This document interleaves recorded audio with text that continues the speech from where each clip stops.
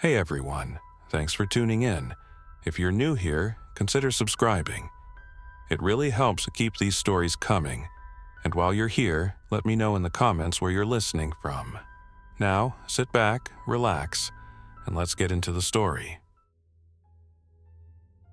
I was 6 hours south of Anchorage, droning at FL 330 over an ocean so black it looked like a hole in the world, when the radios began to feel haunted.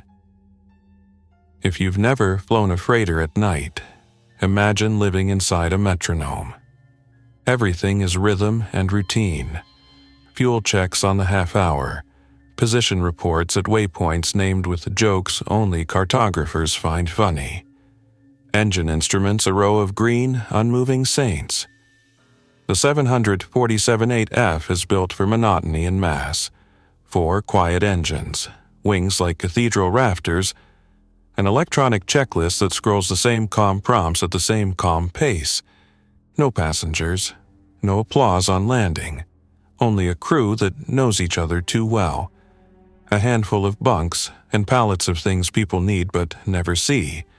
Medical freezers, mail bags, drill heads, crates labeled in languages that roll like surf. On this leg, Anchorage to Sydney, we carried 8 ULDs of express freight and 2 climate-controlled units containing research reagents. The bill of lading had extra warnings. Keep packs in high-flow fresh air, avoid heat soaks, log any cabin irregularities. Nothing unusual for a polar dispatcher on a tight clock. We were 5, augmented crew for the long night. I had the left seat. Captain Marc Hale, 46, son of a Lake Michigan crop duster. In the right seat on the first half was First Officer Anna Petrova, ex-ATC from Edmonton who never smiled on climb-out and never missed a checklist. Our augmenters were FO number 2, Jared J.T. Tully, 26, good hands and too much energy, and FO number 3, Tomas Tom Velasquez, a smooth, careful stick who could draw the Pacific tracks by memory. In the upper deck rest module, the little warren of bunks behind the cockpit, slept our loadmaster, Keone Lau, a Hawaiian-born problem solver who treated the airplane's center of gravity like a living pet. 2 hours out of Anchorage, we'd checked in with Anchorage Center, then with Oakland Oceanic via CPDLC, accepted our track and Mach, and settled into that quiet hum that makes time elastic. Selcal ABGH, the box chimed once. Confirmation that whoever watched the wide sky still knew we were here. The HF radios, usually noisy at night, were strangely clean. Sun cycles, Anna said. Eyes on fuel totals. We had a nice tailwind push off the Aleutians. Predicted arrival at dawn plus a bit. Everything by the book, everything ordinary. Right up until it wasn't. The first oddity was small. Selcal lit again, but the data link message that followed was garbled, random characters and then a single line, all stations hold last clearance. Not unheard of. When oceanic sectors reconfigure, you get a pause. I sent a position report anyway, our waypoint, crossing timestamp, and the usual estimates next, but the system refused it, a blinking MSG failed retry. Anna frowned and switched to HF2. Oakland Radio, Polar Cargo 9, 2. Heavy, position report. Only hash and a long ocean hiss replied. She tried a different frequency. Same. She tried the sat phone and it rang into emptiness. Probably a ComSat issue, I said. Let's let the box sulk and see if it clears. Copy, she said. But she wrote the times by hand, a habit from her ATC days. Her pen tapped the clipboard, tap, tap, tap, as we crossed to the next point. The horizon bled out behind us, and the stars were so bright they made their own faint auroras in the glass. At the 6th hour, the second oddity arrived. JT came back from his rest break and hovered by the jump seat, a silhouette against the aisle light. You two getting anything on VHF-3? He asked. I'm picking up weird chatter, like everyone keying at once. Could be cross-coupling. Let me see. I said. I pulled up 121.5 on the spare. GARD, the International Distress and Stupidity Frequency, normally a low murmur of bored pilots. Tonight, it was a snarling hive. Clipped transmissions bled into one another. Remain clear of negative, negative, get off the, if you can hear me, roll to. Then nothing but carrier and a low, uneven breathing that made the hair on my arms stand up. Anna turned her head slowly. That's global.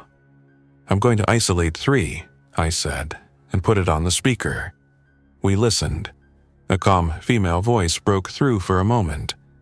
All stations, this is... Followed by a digital scream of heterodynes. Several mics stuck open. A long moan of an engine winding down. And then another voice, breathless, urgent. Don't go to approach, they're... Cut off by a hand slapping a switch, then static again. Then a man, measured, British. Any airframes with fuel and night capability divert to oceanic holding. Do not expect controlled airspace, repeat.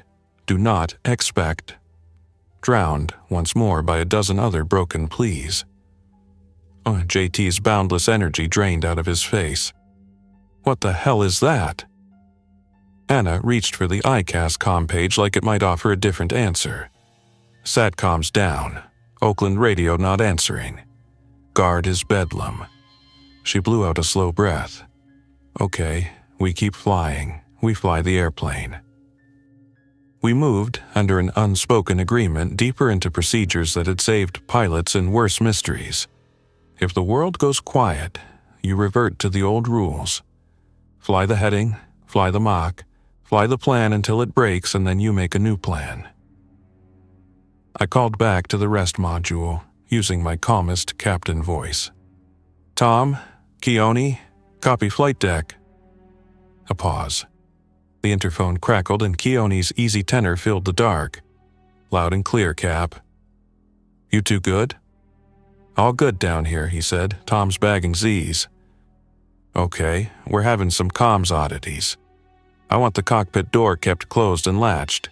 If anyone knocks, I want a voice check on the interphone before we open. SOP.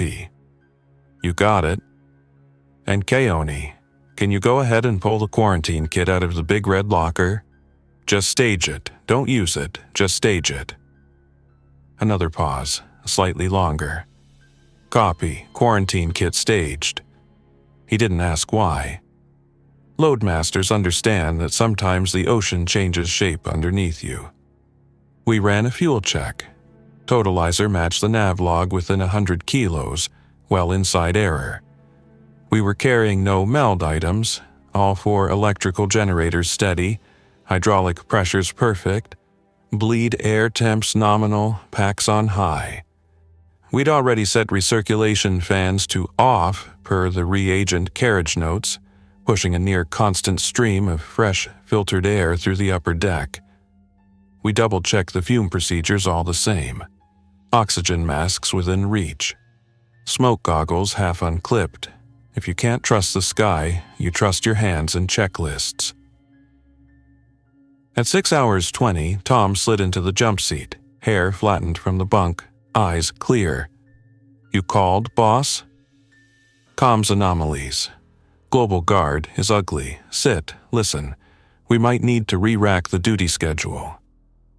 He strapped in, listened for a minute, and his face turned grave. I heard something like this on a HF net out of Honolulu before I went down. Thought it was just night skip. Honolulu, Anna repeated. So not just Oakland. Tom nodded. Heard someone say medical status unknown at Kona. Then a higher-up voice cut them off. We didn't say the word yet. We didn't say any name for chaos. We just flew. 30 minutes later, the third oddity knocked. Literally. There was a soft thud on the cockpit door, the kind of careful rap one adult gives another in the middle of the night. 3 beats. Pause. 2 beats. Anna and I traded the same look. JT's in the galley, heating his third coffee. Tom's right here. Keone said he was with the quarantine kit. The door camera showed only a rectangle of upper deck carpet and steel, no feet. The interphone chimed. "Flight deck," I answered and put it on speaker. A breath, then JT's voice, flat, too slow. "Mark, can I come in?" "JT, why are you on the interphone?" I asked. "You're 30 feet from us." "Door's locked," he said, as if explaining the design of the sun. I shot Tom a finger, and he moved, quiet as a cat, toward the camera control. He panned the lens down. A sliver of someone's shoulder lay just out of frame. No uniforms in the camera's limited field, only the upper corner of a black t-shirt sleeve. "Voice check," I said, and made my tone normal. "Say our oceanic track letter, please." He paused too long. "Track, Juliet." We were on track Zulu. The only person on the airplane who could have misremembered that was joking. JT didn't sound like he was joking. "How you feeling, JT?" I asked. "You sound tired." He began, and then a quick whisper like his hand covered the mic. Through the door, we heard his breath. Fast, wet, not just tired. He knocked again, very gentle, like he was sorry. "Open, please." Anna's hand hovered near the door handle. I shook my head once. She put both hands on her thighs and stared straight ahead. "JT," I said carefully, "I want you to go back to the rest module and sit on the lower bunk. Can you do that for me?" Silence. Then the kind of soft laugh people make when they're trying not to embarrass themselves. "I don't think you should see me right now," he said. "My nose, there's a lot. It's just allergies. I think the packs are too dry." The interphone clicked off and his footsteps drifted away. No one had to say it. We'd all seen the same news in the last week, the way headlines kept inching from rumor to emergency. Cities taking precautions because of a flu that wasn't only flu. Hospitals in Europe asking people not to wait in triage. Flights diverted because of crew illness, a phrase airlines use when they don't want anyone to panic. We had laughed once at a meme comparing cabin crew PPE to astronaut suits. We had sanitized our hands and not thought about what it meant. "I'll go," Tom said, unbuckling. "No," I said. "It could be a nosebleed. He gets them in winter," Tom said, but his eyes flicked toward the door camera, at that bare sleeve. He was thinking what I was, that JT had never, in 6 months of rosters with us, spoken that slowly. That he was the most eager guy on the crew, the last one who would stand in a hall and knock softly like a stranger unsure of the apartment number. "Keone," I said into the interphone. "Status?" I heard rustling. His voice came back lower now, wearing a shape I'd never heard on him. "Cap, I'm in the rest module with the door latched. JT is in the galley. He's not right. He's got a mask on, but he's just standing. He said he needed tissues. He put his hand on the freezer unit like he was checking the temperature and just left it there, staring. I asked if he was okay and he said, I didn't like my dreams. He's not responding to normal small talk." A low click meant he'd moved closer to the door, whispering. "Cap." He scratched his neck through the mask until he had to go wash his hand. I gave him gloves. He took one and put it in his pocket. I don't think he's tracking. Anna set the pack controls to high, recirc fans confirmed off, and cranked the outflow valve just a hair to keep fresh air streaming. The cabin altitude stayed a steady 7,000 feet. Our oxygen masks sat in their wells like promises. "Okay," I said. "Keone, stay in the module. Keep the door latched. You have a medical kit in there?" "Yes." "If he asks to come in, tell him you're not dressed. Buy time.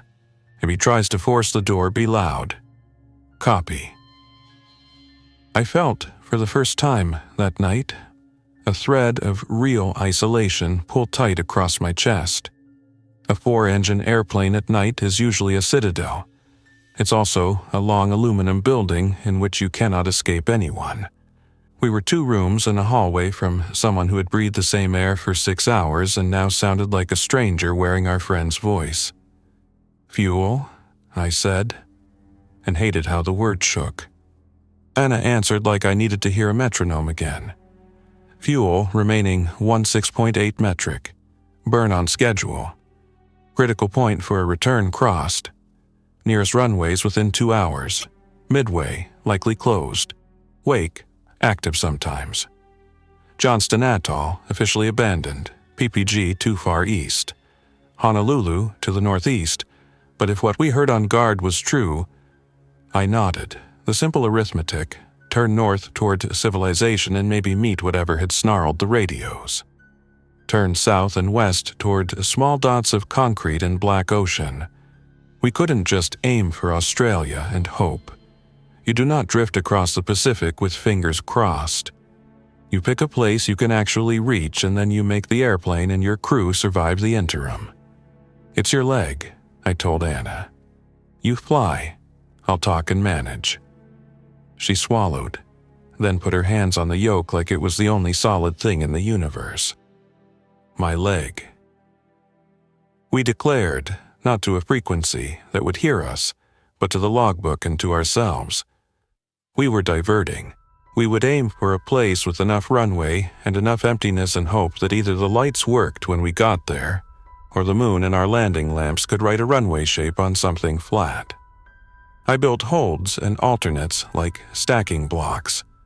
For terrain and range and fuel, the most practical option was an unlovely one, Johnston Atoll, an abandoned U.S. military site a few degrees north of the equator, 2/3 of the way to nowhere. Its runway long enough when new, marginal now, but there. The briefing pages, buried in the EFB, still existed. Dusty PDFs with footnotes about FOD and wildlife management. No tower, no ATIS. Coordinates that our FMS could fly to like a lover's address. I punched in PJ-ON as a custom field with the runway coordinates and extended the center line 10 miles to make my own ersatz final. Frequencies empty, nav aids likely dead. But the Earth doesn't move under a runway, not much. Latitude and longitude stay faithful. If the pavement existed, we could find it. Distance, I asked. 820 nautical, Anna said. 2 hours, 20 at long-range cruise. Fuel on landing? 7.9. We can bias for holding, but every minute is risk. Bias for speed, I said. Fresh air, get there. We set a direct, nothing, like the feeling of a magenta line drawing purpose across black. The autopilot rolled us gently toward our new future. Tom leaned forward. "Do we tell him?" he asked, meaning JT, "that we're diverting? It might agitate him." Before I could answer, the cockpit door's inner bolts thunked with a sound I only heard during maintenance. The handle quivered. It was gentle, but it was the wrong kind of gentle. "JT," I called, forcing my voice to a normal pitch. "You okay out there?" A scuffing. The camera showed the lower corner of his sleeve again, the fabric darker now. He didn't answer. The handle stopped trembling. Then, faintly, the smell of something metallic bled through the door's imperfect seals. Not a lot. Just enough for the animal part of my brain to say, not good. "Keone," I said into the interphone. "Update?" No response. "Keone?" The interphone clicked, and when it did, it transmitted a small sound that made me want to throw up. Keone, taking one quiet breath too close to the mic and then holding it, as if he'd seen something and decided even the sigh of air would betray him. His whisper came, careful around each syllable.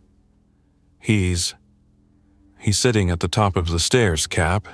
He put his head against the hatch and he's just listening. Can you secure the rest module doors from the inside? Yes. I heard the soft chack of the privacy pin.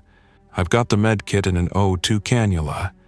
If he, You stay in there, I said. If he becomes violent, use the fire extinguisher like we trained.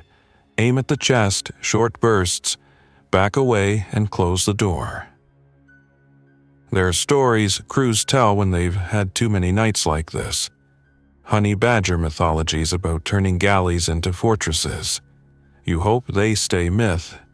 You sharpen your voice until it cuts cleanly between fear and action. Tom slid back into his harness and strapped in hard. Boss, we need to think about cockpit integrity if he flips. I nodded. We do not open this door. We do not debate that. We fly the airplane. For an hour, the ocean was a whispering, infinite thing, and we became the core of a small, determined universe. We ran every relevant checklist and then a few that made us feel better. We tuned every HF and VHF freak that might hold a friendly voice and found only Bag of Snakes guard and, once, a lifeguard helo out of Micronesia calling a boat that didn't answer. We reran the fuel. We plotted equal time points like we were teaching an exam. We nudged the pressurization to a slight positive delta to keep fresh air on the flight deck and recirc fans off everywhere. We sipped water through our masks. We spoke softly. We listened to JT's footsteps move and stop and move again like a slow metronome in the hall.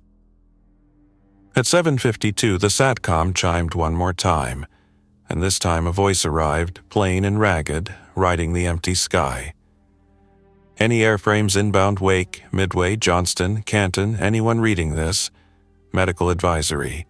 If you have onboard crew showing, a pause, a careful word choice, altered behavior, secure your flight deck. Do not attempt to restrain without protective equipment. There is a risk of airborne transmission in confined spaces. Increase ventilation. Keep physical distance. Protect your eyes. If you must land at an uncontrolled field, do not expect ground support. Assume no runway lights. Use your landing lights for runway identification only. Be prepared for obstacles. This is, the voice faltered and then returned with the discipline. This is Civil Air Patrol Forward Element from Honolulu. Call sign Trailblazer. We are broadcasting until the generator runs out. Godspeed. We said nothing for a long time.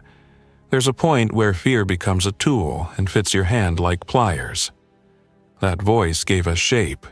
It gave our plan teeth. Approach briefing, I said at last, and let the normal words make a normal world. Johnston Atoll, runway 32 preferred if wind is light from the east as usual. No instrument approaches, RNAV unavailable. Assume degraded GPS, but use it for situational awareness. We will build a 3-degree path to threshold using manual vertical speed and PI if available. Don't count on PI. No tower, no ATC, possibility of wildlife or debris on runway. Longitudinal slope negligible. Runway likely unlit. We will do a high pass at 500 feet to confirm surface condition and lighting status. If clear and stable, we'll circle and full stop. If not, we climb back to 10, burn in a hold until dawn, and try again. Decision altitude for the first pass is our own gut. Minimum fuel to continue to any other island is a fairy tale. This is our spot. Questions? No, Anna said, as calm as if we were briefed for Sydney and Kavok. Config, I said. Plan, flaps 25 with auto brakes max. No reverse above idle until we validate surface. We'll roll deep and use reverse as needed. Spoilers armed. APU not needed, but we can start it just in case we lose any engine gen on rollout so we keep packs up. Good, I said. Tom, you're the third set of eyes. Call anything weird. We keep the landing lights off until short final. No need to attract attention or blind ourselves. Then click them on for runway ID. We will land this airplane with the grace we were taught. Copy, Tom said. The island rose on the FMS long before it rose in the window. The magenta line thickened. Then the little dashed runway extended centerline appeared as if the airplane had drawn hope into the world. The moon, a toothpick of silver, gave just enough contrast to the sea that breakers near the reef showed white. The shape of the atoll revealed itself as a long blur of darkness against slightly different darkness. Then, wonderfully, a line. Something straight where everything else curved. A runway is a man-made miracle for the same reason a hymn is. Order inside the chaos. "Traffic sweep," I said, and punched the landing lights to pulse for 3 seconds, then off. If anyone was there, they'd see us. If anything on the runway would reflect, we might catch it. Nothing responded. "High pass," Anna said, and eased the nose slightly down. The VNAV glide slope I'd faked with a 3-degree path tickled the diamond. Airspeed nice, ground speed nail still. As we crossed the beach at 500 feet, I caught my first full view of runway 32. The black ribbon cut the atoll like a scalpel. The runway lights were, praise any god that listens, dimly alive. A few decades-old bulbs ghosting along the edges, less like a runway and more like a constellation that got confused. They were uneven, intermittent, but enough, a usable sketch. The surface itself looked whole. A few wind-blown patches of sand kissed the midline. No big puddles, no visible vehicles, no deer, nothing but possibility of 1,000 gulls roosting where they shouldn't and moving at the worst time. "Runway identifiable," Tom said, voice tight. "Surface appears intact. No obstructions observed. Lights, I call them a whisper." "Copy," Anna said, already turning us wide into a left downwind that put water under our right wing and the island a clean, thin presence under the left. She lowered the gear early to avoid any surprises, the 4 trucks coming down with their familiar heavy thunks. Flaps built a house out of the air. 5, 10, 20, 25. I looked at my hands, and they were steady. I looked at the engine instruments, and they were a hymn. I looked at the door camera, and saw only the empty carpet in the lower corner of that sleeve, now darker still, like a ghost had decided to wear cotton. Final," she said, rolling out with the nose pointed at the insistently straight thing in a bent world. "Landing checks," I said. We ran them. I clicked the landing lights on steady now because the moment for hiding had passed. Our beams lanced down and drew the runway into better focus, bright triangles skimming forward. "Speed's good," Tom called. "Sync 1,000, reducing." "Stabilized," I said. "Stabilized," Anna echoed, and her hands held a world on exactly 3 degrees. At 200 feet, the Papii, miracle of miracles, showed 2 whites, 2 reds. At 100, the threshold streamer fluttered in our slipstream. At 50, the runway rose up to meet us like it missed us. At 30, Anna held just a breath of flare. At 20, I whispered, "Don't chase it." At 10, the power came to idle, and the mains kissed concrete with a firmness I'd pay money to feel again if I lived to be 80. Spoilers slammed. Auto brakes grunted. The idle reverse whir was a cat's purr. We rolled and rolled, the old runway lights slipping past in time with my pulse. At 80 knots I called manual, and Anna eased the tiller. At 60, I brought the reversers up just a bit more and felt 1,000 invisible hands on the airflow. At 40, we were committed to the far end, and that was fine, because the far end had nothing but more night. We exited at a faded stub and found ourselves on a taxiway that might have seen a tractor last year. I could smell salt through the air conditioning. I could hear, faintly, the sound of water striking reef. I could hear another sound, too, a soft tapping from the cockpit door, as if someone had just realized we'd done a thing and wanted to be let in. "Stop," I said, and Anna set the brakes. "Parking checklist not yet complete. We hold. This is not over." We were on the ground. The problem was now smaller, defined by the size of an island and the dimensions of a plane, But it had not gone away. The world outside might be empty. The world inside contained the unknown. "Post-landing," I said, and we ran the checklist to the point where it told us to call ground. There was no ground. There was only us. The lights along the runway flickered more now, perhaps insulted to be used. The battery buses were steady, the packs kept humming, fresh air holding court. "Keone," I said, keying the interphone, "we're down." Silence, then a breath. "I hear you," he said. JT stood up when we touched down. He put his hand on the rest module door handle. He didn't turn it. He's humming something, a little tune. "Can you get eyes on him?" "I don't want to open the privacy latch. I made a choice. You make 1,000 minor ones before a major one, and each teaches you how to live with your hands." "Tom, you're with me," I said, and my voice felt like a tool. "Anna, you have the airplane. If we don't come back in 5, you shut down, you start the APU, you blow the elevator hydraulics, and you turn this bird into a steel egg. You do not open this door. You understand me?" Her jaw clenched. "Understood, Captain." I pulled on my quick don mask and goggles. Tom did the same. We checked that the cockpit fire extinguisher was charged, argon, non-residue, and that we had a handful of cargo straps coiled like leashes. We took the crash axe and put it somewhere we could reach it without showing it. I cracked the door latch. The pressure in the cockpit equalized with a soft cough. For a second, the corridor looked like every other night. Beige and stainless, scuffed by 1,000 coffee carts. Then my eyes took in the small details. A smear on the wall at the shoulder height, the first aid kit torn open and Band-Aid wrappers like snow. A tissue on the floor with a dark center.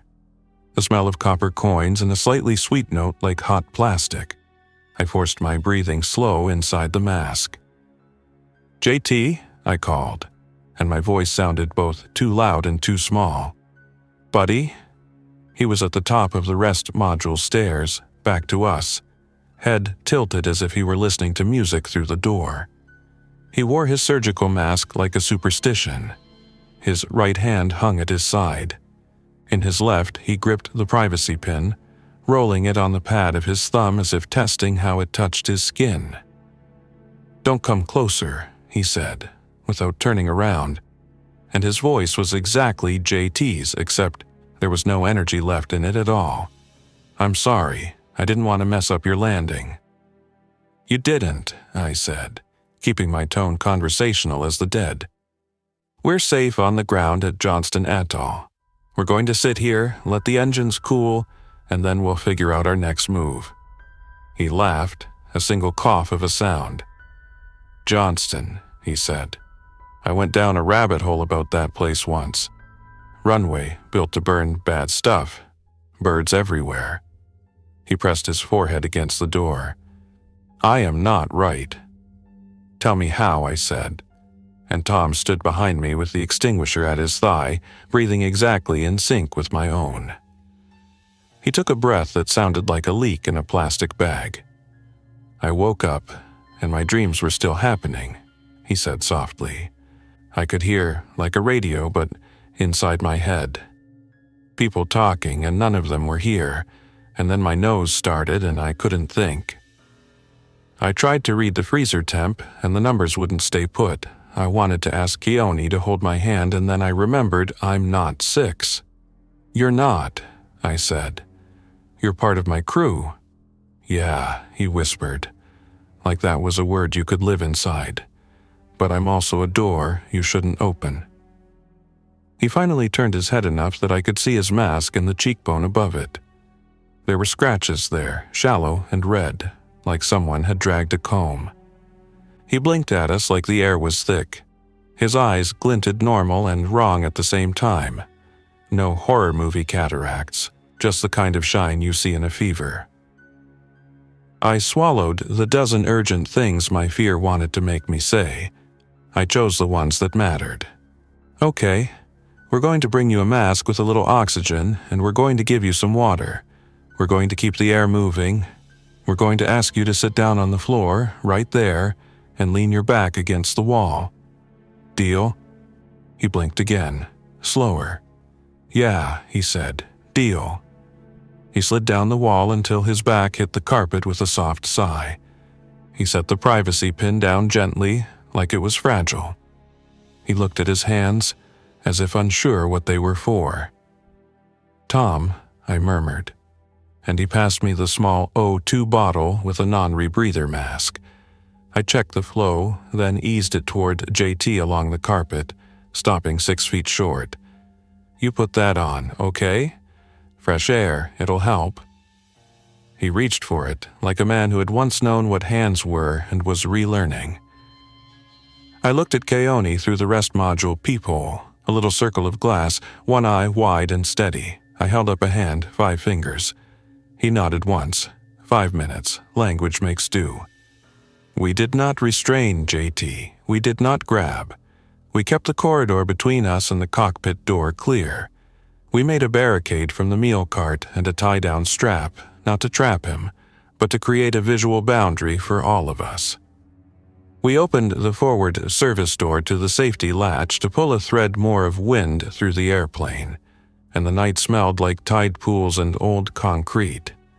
In my headset, the instrument panel clicked its small clicks. An airplane with its engines off makes other sounds, like a sleeping animal's slow heart. When we were back behind the cockpit door with the latch engaged and the deadbolt set, my legs shook for the first time. Anna looked up. "How bad?" "He's lucid enough to understand," I said. "He's symptomatic. We'll keep distance and air. We'll wait for dawn." "Dawn is 2 hours," she said, looking at the horizon as if Will could summon it faster. "What about fuel?" "We have enough to run PAX and APU through dawn and after," I said. "We're fine." We were not fine, but we were alive and on concrete, and we had a plan small enough to hold in human hands. That counts as fine when the alternative is ocean. We used the time to become sailors in a harbor with no charts. We set the APU and transferred the electrics with care of a jeweler. We shut down engines 1 and 4 to save cycles and kept 2 and 3 in a post-shutdown cool soak in case we had to move fast. We brought up every exterior light we could without turning our airplane into a beacon. We scanned the runway for movement and saw only a few birds lift and settle like smoke. At H+9, 31, the eastern horizon paled into the kind of soft gray that feels like forgiveness. The island took on edges. Scrub bushes became scrubs. Old buildings became charred rectangles. The windsock on the far end hung like a tired flag. The sea changed clothing from black silk to dull steel. The runway lights, as if embarrassed by the sun, went out one by one until the edges were only white paint. We heard a rustle on guard, a scratch, and then the British voice again, thinner. If any airframes made it to Johnston, Midway, or Wake overnight, set a light signal at either end of the strip. 3 short, 3 long, 3 short, if you are in need of medical supplies. We have a boat resupply plan for daylight hours. A beat. If you have symptomatic crew, isolate and do not attempt to restrain if you can avoid it. The illness, he chose the word carefully, affects cognition and impulse control. Keep patients calm, hydrated, cool. Protect yourselves.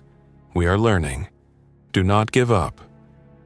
I flashed our landing lights in the pattern he'd asked for. It felt both ancient and new. Morse for an airframe the size of a church. "Keone," I said. "Status." He answered quickly now, his voice steady again because light erases some demons. "He's asleep, Cap. Mask on. Breathing slow. I've got him a cargo blanket so he's not on the carpet." He asked me, before he drifted off, to tell his sister he was sorry about the canoe. I didn't ask. I said okay.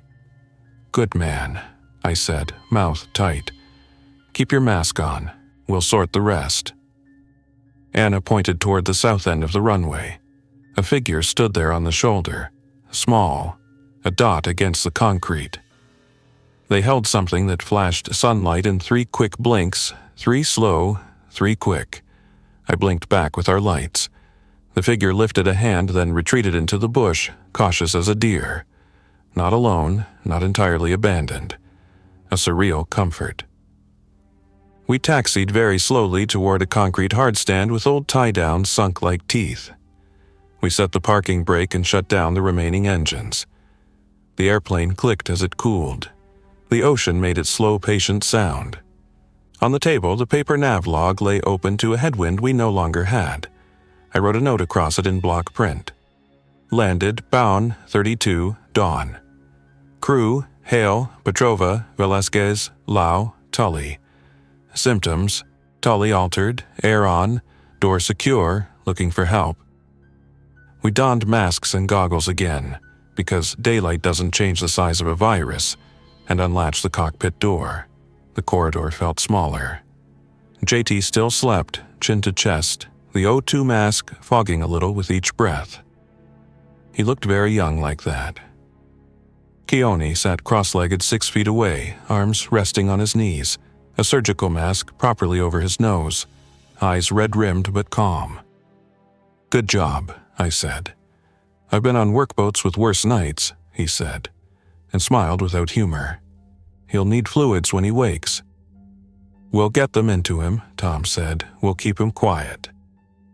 I looked out the side window at the runway edge, at the scrub beyond, at the old towers and newer scars.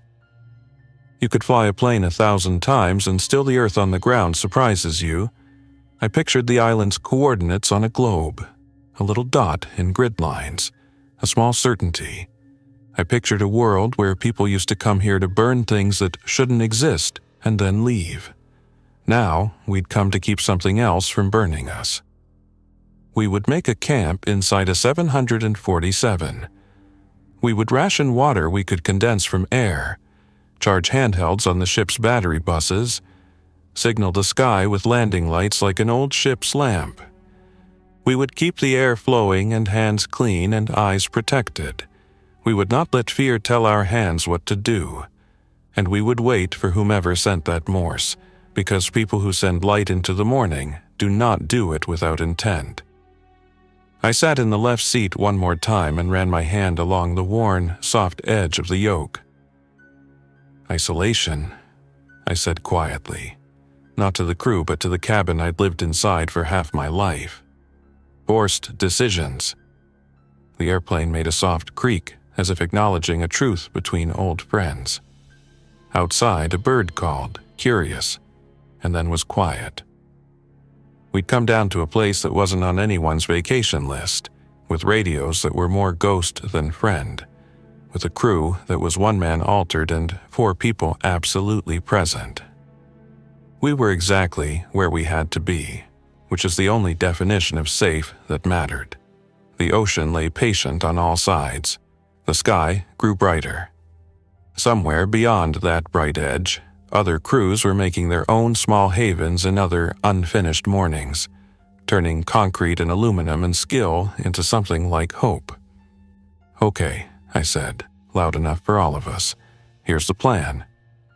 And while I laid it out, what we'd do for water, how we'd keep JT calm, how we'd trade watches so no one ever opened a door alone, I could feel the story of the night sliding into place behind us, not as horror, but as a chain of choices you survive by making.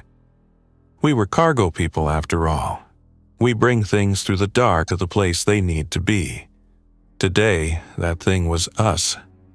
Tomorrow, with luck, it might be the first box of help. Thanks for listening. If you enjoyed this story, don't forget to like and subscribe. Your support keeps these creepypastas coming. Until next time, stay alert, stay safe, and never ignore the feeling that something is watching.